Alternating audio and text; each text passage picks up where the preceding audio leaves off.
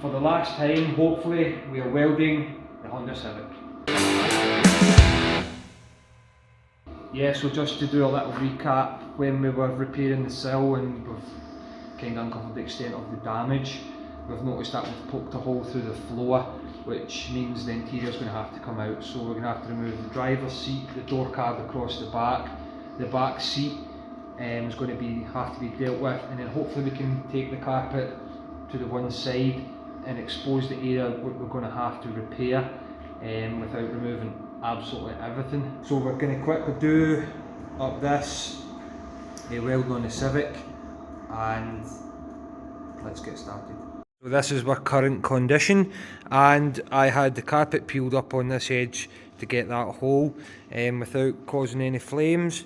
Michelle was on fire watch, and because of where we are in like the floor section here, driver's seat going to have to come out, back seat bench going to have to come out, back passenger seat rest going to have to come out. This inner door card here will need, well, it's not a door but quarter card, will need to come out. That white bar will need to come out, and then hopefully I'm going to peel the carpet up halfway, prop it up. That should hopefully allow me to get in and repair that section of floor, and with any luck that will be us. I'm going to try and do a bit of a timeline, put you guys on tripod, and we'll go from there.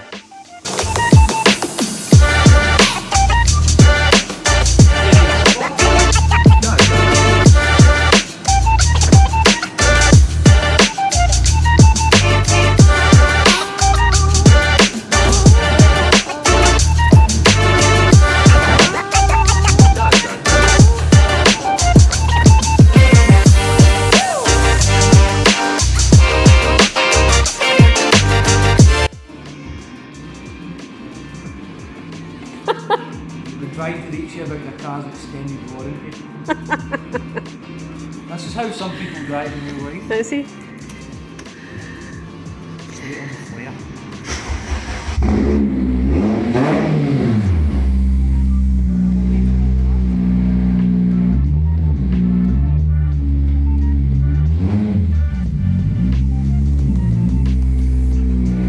So let's get set back up and let's get finally finished with the weld on the Civic, and then we can hopefully get our first drive. Paul, What? are you dead? I'm finished. What's the cool ring thing? Sanka, you dead, man? I'm finished. You're finished? As in... Quickly seal this before it rots again. Something I'm not proud of, but what's the saying, Michelle? Strength before beauty? Strength before beauty. My welder ran out of gas in a bit and it created a mess, and then I just tried to use that to backfill a wee bit, but if you give me the camera I'll show the last bit on the floor. There it's there. Not the best. That's kind of made up of small sections, trying to see, that's like that stuff up here, this stuff here's actually just surface stuff. I've whacked the life out of it, it just needs buffed back. We're going to paint this up, but that bit there, so you can see I made like a flat plate there, and then I made like a big hole in the floor in the back, and then made like two triangle pieces to create this little, because there was a little twisty bit there. So I'm not a fabricator, I'm just welding. But anyway, so that's the bit on the floor. We can now start piecing this back together. Quickly paint it first though. I can see a hole through there. Let me seal that. I'm going to get some sealer on and start laying on some under seal to quickly cover this up and get it protected. Straight through the camera, but it's just all crap. Oh man. Ah, you bastard! Sharp missile there. A wee bit of revenge for all the times you've tortured me. That's quite good, keep doing that. I'll give you half an hour to stop that. There's a section there, you can see that white line. So it was soft and bad in there. It's got a few contours on it, there's like a dip down there, and that's what was ultimately creating that little sway from the under. So that's why I've made it up kind of triangles. I can see a little bit there that's actually missed, so I'm going to weld it from the inside. So I'm using Tiger Seal. and we're using that to seal up all the places that we welded from the inside, just to make sure there's no water gets in. I've been using underbody sealant this time. I'm using this underneath in the tunnel where the exhaust goes. So today I'm quickly sealing up the inside anywhere that's been welded. We're underbody sealing anywhere, that whole tunnel side. Then we can rebuild the exhaust, we can rebuild the interior. Then hopefully we can do the first drive video, and a week on Sunday there's a track day.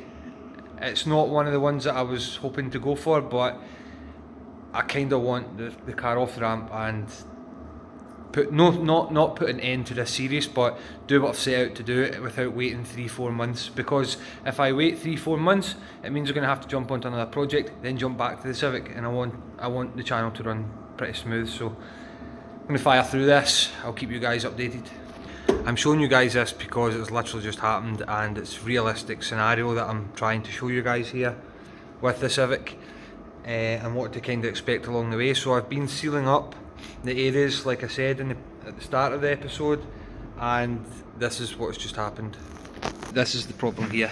When I've taken this whole panel off, which I never seen this before, this is the first time I've just seen this. When I've taken this whole panel off, we chapped everything from underneath and it seemed to be okay. All the areas are chapped or wire wheeled.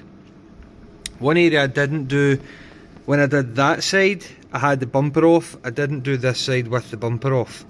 Now, because that interior trim goes the whole width of the back quarter of the car, so now this is off. When I was sealing this up here, my eyes have just caught a glimpse of this kind of crap here, and I literally pushed it with my finger, nothing more, and it's blew a big hole. So that's an area that I must have missed from underneath because of the bumper, which I thought it looked okay, but it's not. We've obviously supposedly finished the back and we have sprayed it up, so it kind of puts us back a huge step. I can't really stop. That's an MOT fail straight away. MOT's tomorrow. I'm going to have to try and fix that. So it looks like the welder's coming back out. What I'm going to try and do to save me ripping everything back off the back end is try and see if I can stitch a little plate on from the inside as opposed to the outside. Then I'll seal it from the underside and try and top it up again. I'm going to have to be very careful with what's surrounding on the underside. So I might just finish what I was going to do on the side with the exhaust and everything, and then fix that when I can get the ramp back up, because I probably will take the wheel off at least. So that's my wire speed there, this one here, and it was way up at 8.5. I've turned it down just to about 6, and it seems to have made a huge difference. So just thinking about it, I'm tight for space here guys, you see how the more like pools of weld now instead of big proud lumps, and that's because the voltage and the wire speed have to be in kind of par with each other. If your wire speed's far too high, it won't pull, because like make a pool of weld, like a circle pool, and that's because there's too much wire going in for the voltage. And the opposite way, if your voltage is too high compared to your wire speed, you're going to have spitting problems. So I've turned my wire speed down, and my welds are a lot more flush, they're a lot more level, so it's going to be a lot easier to dress. That's the finished plate in there guys, a lot easier from the inside to be honest. My welds are a million times different as well. The changing the settings was a big difference. I've sealed up all this. I'm now going to seal this one up, and I'll seal it from the other side as well, so I'm going to seal it both ways, and then I can hoover out this boot and I can start building up the boot, and I will also build up the interior and fit the exhaust. Pass.